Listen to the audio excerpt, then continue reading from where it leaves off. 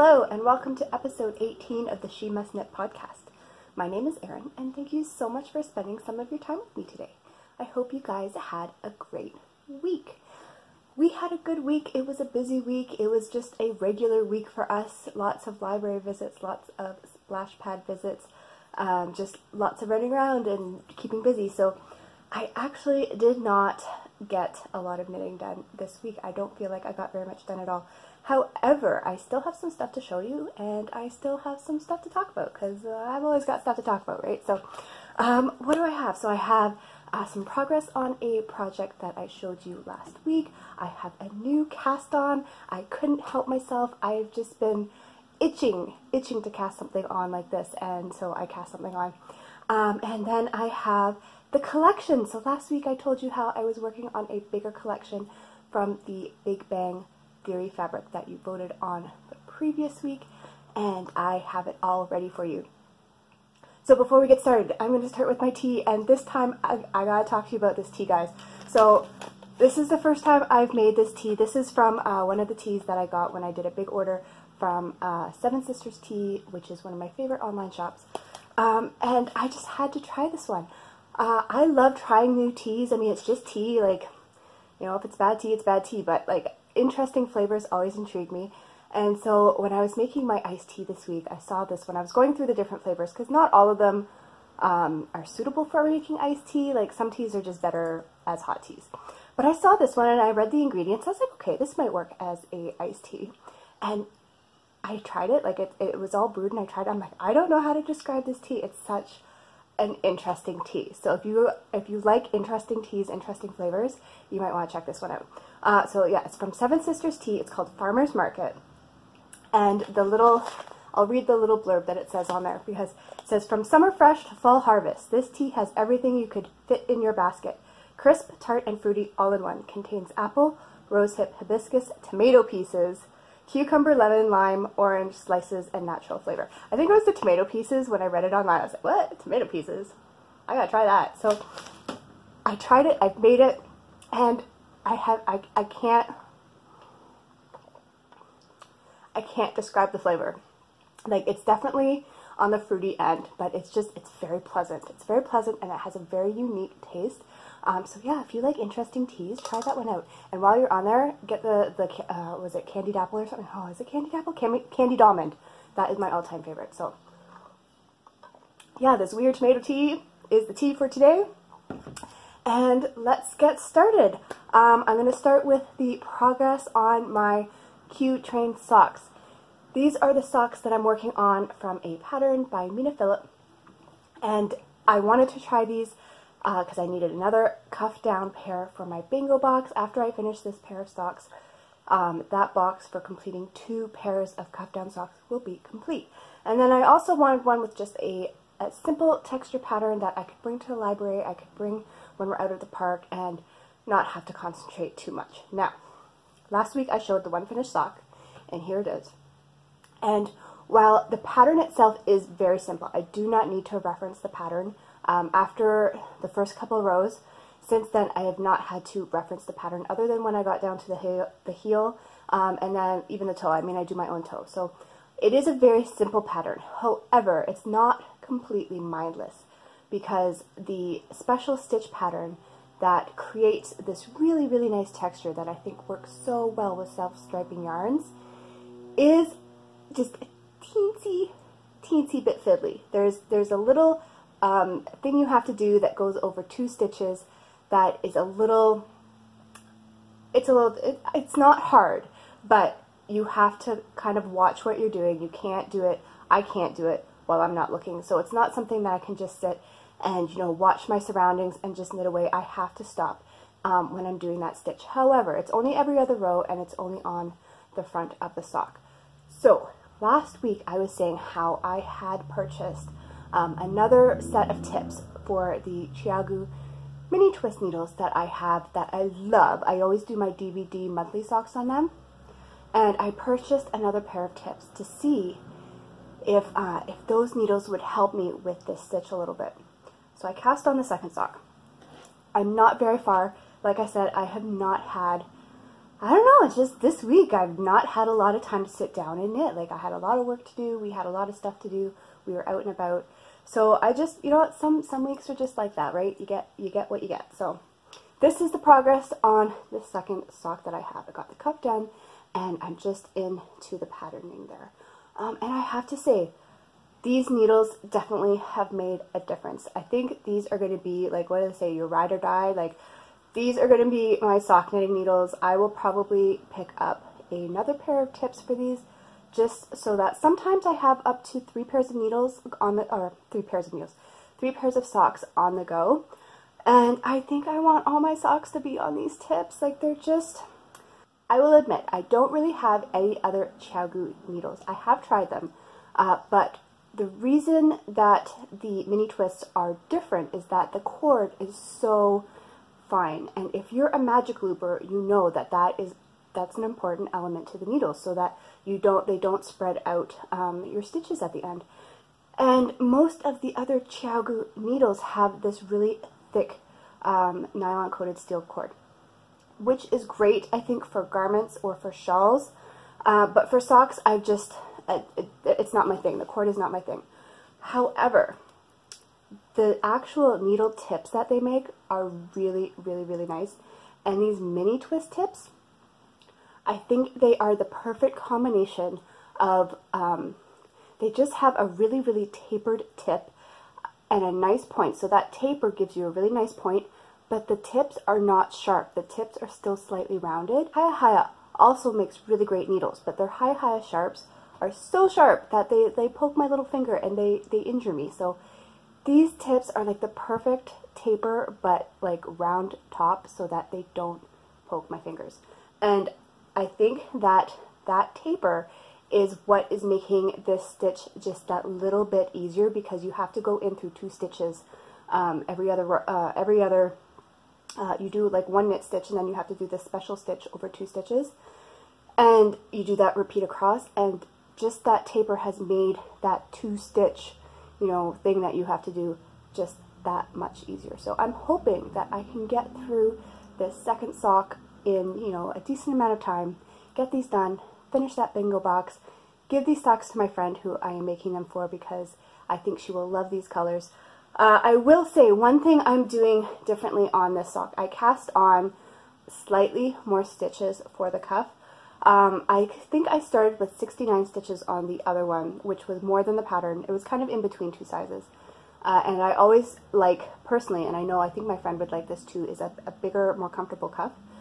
However, when I've tried these socks on for pictures or just for fit, the sock fits great and the leg fits great, but the cuff is just that little bit where I'm like, ooh, this is just a teensy bit tight. I can get them on, but they're a teensy bit tight. So for this one, I cast on a little more. Hopefully it will work better. And I'm debating on that one. I might take the time to pick out the cast on, which is a bit of a pain, but you know, it's better than having to redo the whole thing or cutting off the cuff.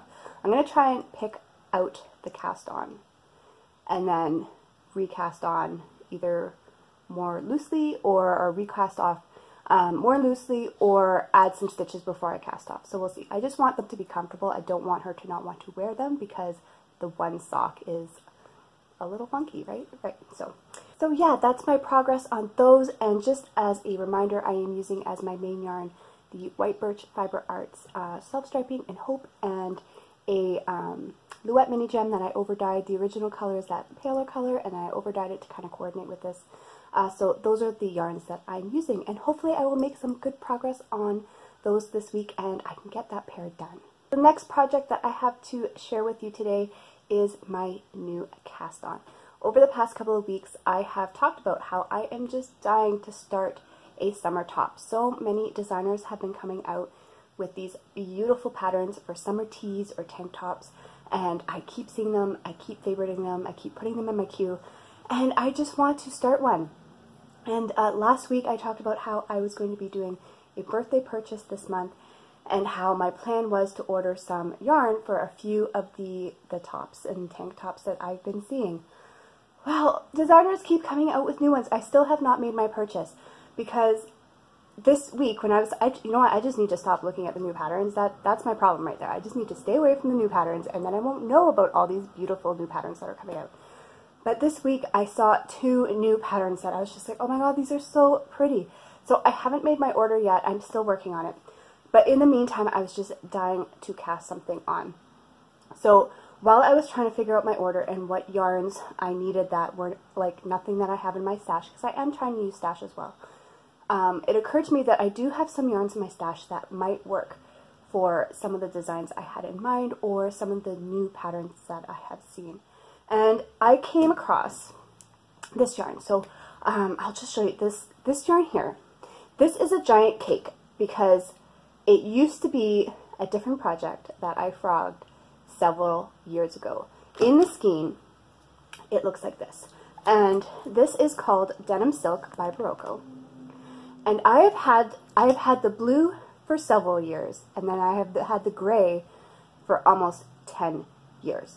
So the original project that I made with the gray was a cardigan, and I remember working on it on our mini moon, which would have been 10 years ago this October. So I have had this in my stash for ages, and I haven't wanted to get rid of it because I actually really do like the yarn. It's just, I talked about this in the episode where I was talking about garments and picking flattering garments. I do not have a history of picking good garments for myself in my wardrobe, and the cardigan that I had made with that yarn just, it was not a good fit for me. So, but I do like the yarn, and I've had it in my stash since. So this week, when I've been seeing all the beautiful tees and tank tops that have been coming out on Ravelry, and trying to decide on which yarn I was going to make or going to purchase for my birthday purchase, I was like, you know what, maybe some of the yarn that I have, like this Denim Silk, because I think it would be a really good summer yarn. I think it's made with, let's see what this is made out of, shall we? 20% silk and 80% rayon. So it is a pretty lightweight yarn. I really like the tweedy effect that it has, and it is a pretty, it's almost like, it's not a ribbon yarn, but it's kind of like flat. I just think it would work really well. So I was looking at some of the patterns that I had in mind, trying to see if there was one that this could work for. And because of the 2 colors that I have, I decided to try and make it work for the Girona top. Now, I know last week when I was talking about my birthday purchase, I had mentioned 2 yarns that I was planning on picking out for the Girona top. But I'm going to see if I can make this work so that I can pick out yarn for a different project that I have nothing in my stash for. The funny thing is, though, is that this yarn is like so far away from what would typically work for the Girona top that this is kind of going to be an experiment. And I did end up doing a swatch. I have my little swatch here. I am not, ooh, that looks really big on screen, but it doesn't seem that big in person. I am not typically a swatcher. I think mainly because, I mean, a lot of the things I knit are socks, and I never swatch for socks. Garments for Avery, I never swatch for those. Like, I have an idea of how they're going to turn out. If they're too big, they're too big. But yeah, I'm not typically a swatcher. Even when I do garments for myself, I don't typically swatch. And the way I look at it is that the purpose of a swatch is to give you information. So if you need information about a certain project, then it might be worth swatching. If you don't feel that you need extra information about that project, then you may not need to swatch. So for me, once you've been knitting certain projects or with certain yarns or certain gauges for a while, you can kind of take that bank of information that you have from experience and, you know, put it towards other projects. So for me, I don't always swatch because my gauge tends to be right on with designers' gauges, and I know if I've worked with a certain weight of yarn before, what I will typically get. And so yeah, I don't always swatch. However, this project, the Girona top, is written to be knit with a fingering to light fingering weight yarn. This yarn is a worsted weight yarn.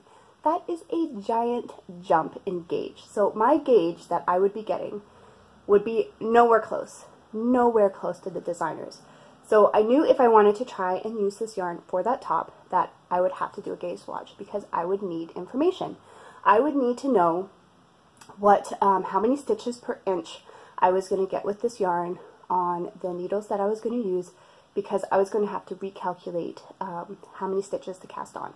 Now the Girona top is knit in 2 pieces, so it's front and back, and then you seam it up. And then also, if you look at the shape of it, it's basically a square, and that's one of the reasons why I don't feel necessarily as nervous about doing a totally different yarn for this top, as if it was a very fitted garment with a lot of shaping and a lot of different elements like that to it, I probably wouldn't attempt this. But because it's basically 2 squares put together with, you know, even the neckline is just a scoop neckline. I'm probably going to make it a V-neck, but everything is just a very simple line. So once I figure out how many stitches to cast on to give me the width that I need, I can follow the length directions and everything else from the pattern after that. So I did my gauge swatch because I needed that information. I needed to know how many stitches per inch I was going to get. I also wanted to work through the lace motif. So there's a little lace motif on the one side. I won't say the front or back of the top because it's reversible, but on one side of the top there is a lace motif. And I wanted to see how that lace motif looked. I wanted to see how this yarn would block out, because I didn't want to do a lace motif if it wasn't going to look good in this yarn. So I wanted to see how that would turn out. And I also wanted to see how this yarn, how the fabric, the resulting fabric, if it would be a nice drapey, comfortable fabric, because it is a thicker yarn, and I didn't want to wear, you know, this big cardboard feeling stiff garment in the summer. So that's why I did a swatch. There was a lot of information I needed before I proceeded with this pattern, and so I did a swatch. And I got my gauge, I got my stitches per inch, and I like how the lace looks in this yarn. I think it still looks pretty nice. I like the feel of this yarn. I blocked it. I used one of my Tufted Woolen soaps, so it smells really nice. And so yeah, I was happy with this swatch.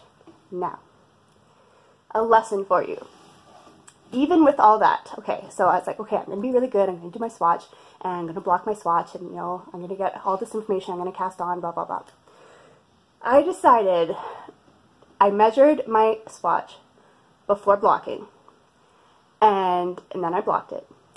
And I was so anxious to start my project that I cast on based on the pre-blocked dimensions. You see where this is going. I'm sure you know what happened. Don't do this. Okay, so I figured, you know what, it's not going to be that different. It's not going to be that different. You know, if anything, I'll just have to do, you know, little adjustments as I'm knitting. So the gauge that I had pre-blocked was 10 stitches per 2 inches. And so I did my calculations on that. I knew I wanted it to be wider down on the hem because I have a wider hip area than I do. I'm more narrow up here than I am. I'm a pear shape, so I know I wanted a bigger width on the bottom, and then I was going to have to decrease down to the top. Even though that wasn't written into the pattern, I could figure that out. So I did all my calculations based on that 10 stitches per 2 inch information that I got. And I cast on, and I started going. I was like, oh, I'll do the ribbing, you know, it'll be fine. I can adjust it later if I need to. So I blocked my swatch, and I was like, well, I should probably see what the after blocking measurements are. Well, post blocking, my stitch count was 8 stitches for 2 inches. So, well, yeah, it grew. Like, I should have known that, but I just didn't, I don't know, I didn't care, right? So after blocking, it went to 8 stitches per 2 inches.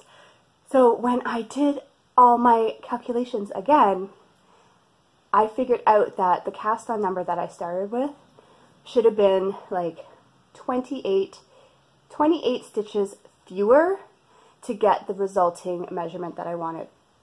And I have my cast on here. I decided not to take it out so that I could show you and be like, don't do this.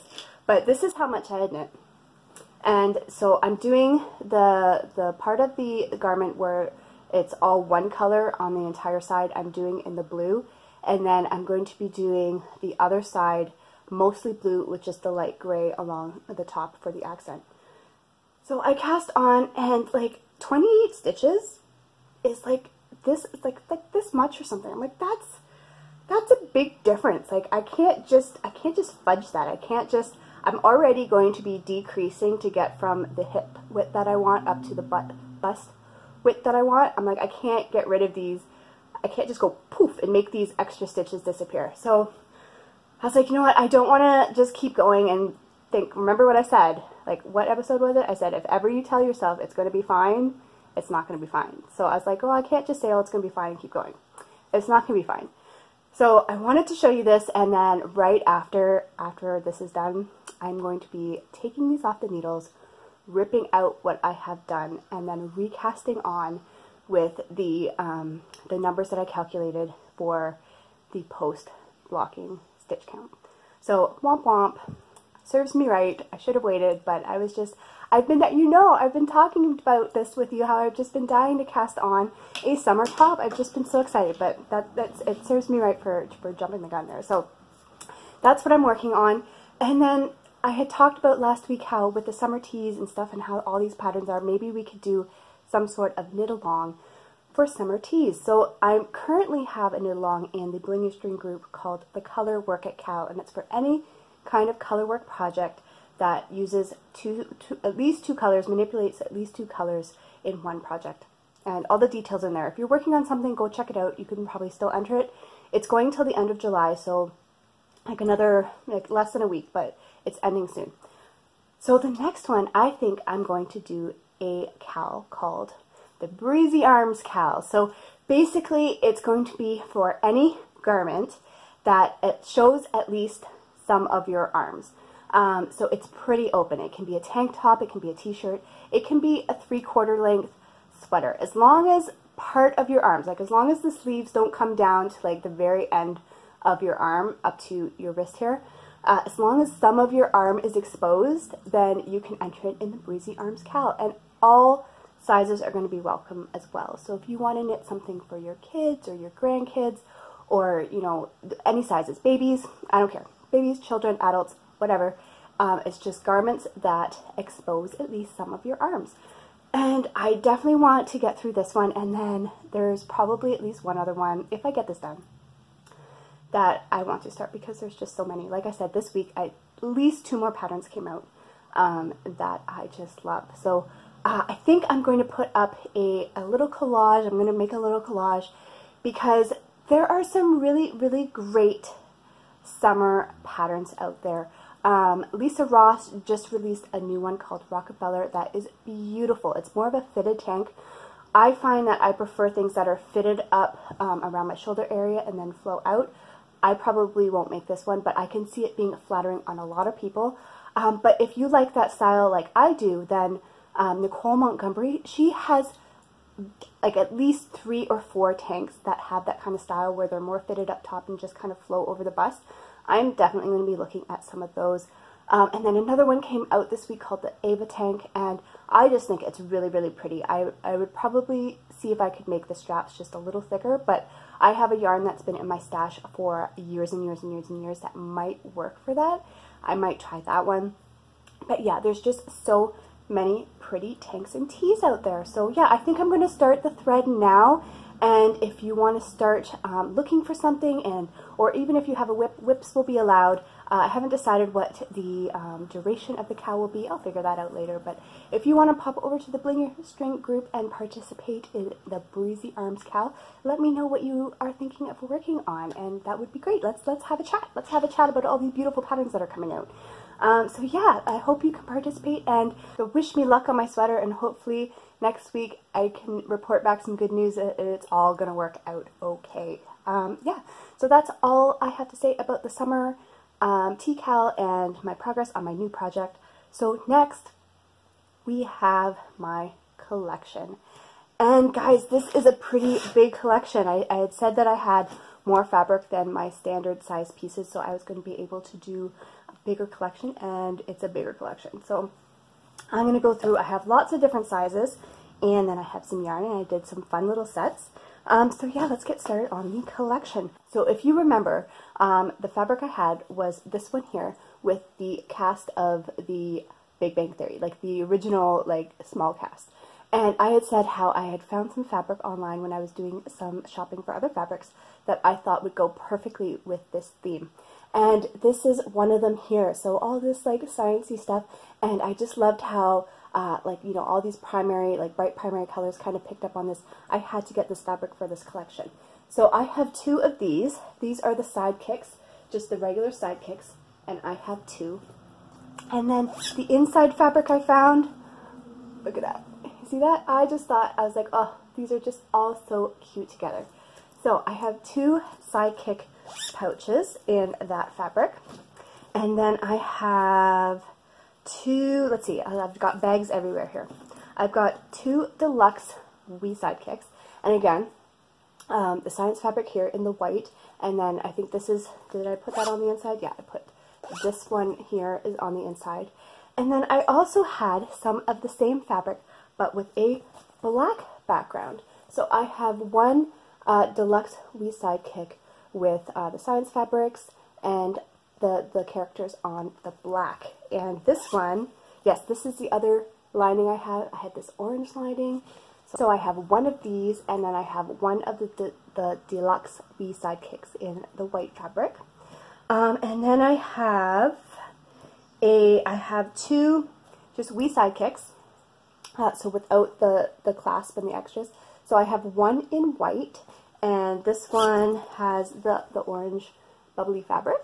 And then I have one hodgepodge bag. I didn't want to waste any fabric, and I had some bits left over. So this one is got this fabric on the bottom, it's got the white, and then it's got the black on the back. And then I think it has this fabric inside with those little guys there. So I have 1 of these, 1 hodgepodge bag. And then I was able to get 2 drawstring bags done. So I have 1 of my mid-size drawstring bag. I have the cord, my cords, they lock. I have 1 of these in the black fabric. And then I also have 1 in the white fabric. And then the last bag I have, oh my god, there's a lot of bags. The last one I have is just 1 of my regular pouches, 1 of my regular squishy pouches, and that has the orange fabric inside. So that's all the bags, and those will be up on the shop later. And then I have my yarn.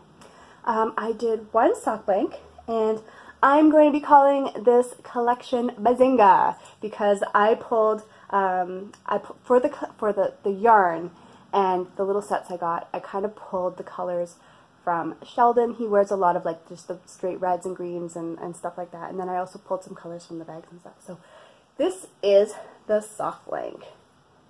And these, again, these are going to be called Bazinga. So that's the sock blank.